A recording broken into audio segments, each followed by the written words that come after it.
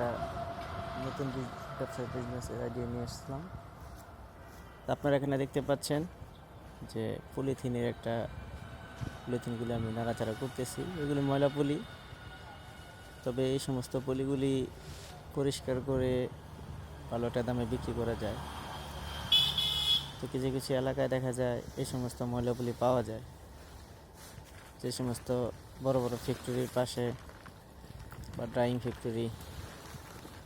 তো আসলে পলির কাজ হয় না এরকম ফ্যাক্টরি খুব কমই আছে, তবে যাদের আশেপাশে এরকম আছে তারা এরকম ময়লা পলিগুলি একটু কম দামে ক্রয় করতে পারবেন।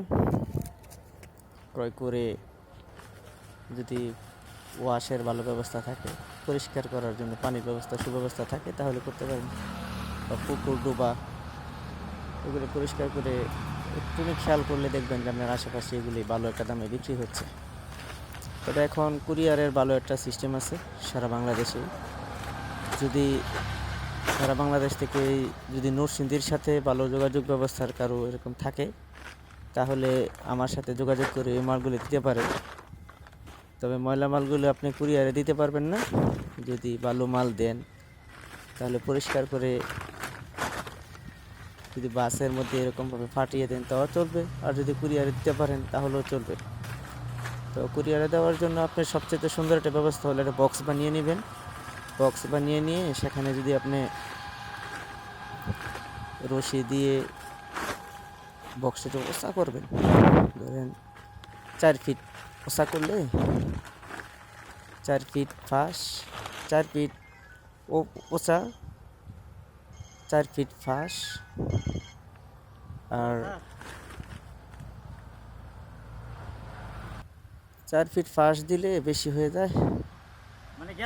4 ফিট করে দিয়ে যদি দেন তাহলে তারপরেও দেখবেন, যদি এটা মনে করেন যে একটা বাসের মধ্যে নেওয়া যায়, তাহলে মনে হয় হবেও হতো। তো এরকম করলে হবে, 4 ফিট করে নেবেন সব। লম্বা 4 fit, first 4 fit, Ocha 4 fit.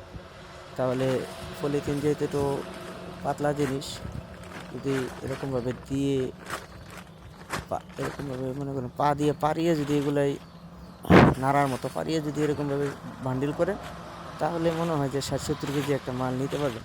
Common 60 KG হবে। আর ভালো করে বড় একটা পলি দিয়ে যদি আপনি এটার ভিতরে ভরে গুঁড়া কিছু যদি ছোটোখাটো যারা আছে এটার ভিতরে ঢুকিয়ে দিবেন, কিন্তু পরিষ্কার হতে হবে। আর তারপরে মনে করেন যে পুরোটা বক্স যখন পড়ে যাবে, তখন আরেকজনের সহযোগিতা নিয়ে এই মালটা বাঁধার পরে এটাকে আপনি কুরিয়ারের মাধ্যমে হোক বা বাসে হোক পাঠিয়ে দেবেন, তাহলে ভাড়ায় পয়সা দেবে।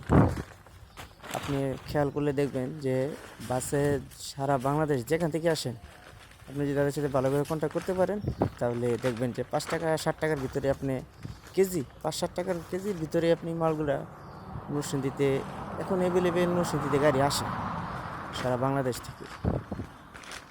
আর তবে বিশেষ করে উত্তরবঙ্গের লোকগুলাই এই সুবিধাটা বেশি পাবেন। চিটাগাংয়ের লোকগুলো একটু সুবিধাটা একটু কম পাওয়া যায়, তারপরও যোগাযোগ করলে হয়তো পেয়ে যাবেন। উত্তরবঙ্গ আছে, দক্ষিণবঙ্গের লোকেরা ঢাকার সাথে বেশি ব্যবসা করে।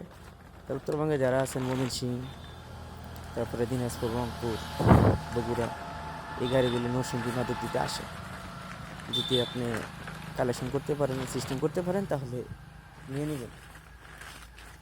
আর নিচে ফোন নাম্বার দেওয়া থাকবে, যদি কারো এরকম মাল হয় তাহলে যোগাযোগ করবেন।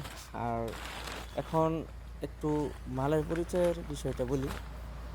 পলিথিন আসলে এক একটা দাম আছে। আপনি বাজারে আমরা যে সমস্ত পলিগুলো ব্যবহার করি, এটা কিন্তু আসলে চলে, তবে এটা ওজনে অনেক হালকা। হয়তো আপনি দেখছেন যে এগুলি টান দিলে ছিঁড়ে যায়। এরকম পলিগুলোর না নেওয়াটাই ভালো, যেহেতু দূরে পাঠাবেন, এটার দামও সস্তা, এই জন্য এটা না করাটা ভালো। আর যে সমস্ত পলিগুলাই এবার টান দিলে লম্বা হয়, এরকম সব ধরনের পলি চলবে। আর বিশেষ করে চিপসের যে কাগজগুলি আছে এগুলো দিতে পারেন, তবে সেটার একটা আলাদা বান্ডেল করবেন। আর যে সমস্ত কাগজগুলো টান দিলে লম্বা হয়, সহজে ছিঁড়ে যায় না, এটাকে আমরা আসলে ব্যবসায়িক ভাষা থেকে কোকের কাগজ বলি। তো 7 আপের যেই মাল বা মজুর যে মাল, স্পিডে যে মালগুলি আসে এর উপরে যে কেসিং যে কাগজটা দেখছেন এটাকে আসলে মূলত কোকের কাগজ বলে। আর তাছাড়া এরকম মুলাম পলিগুলো বিভিন্ন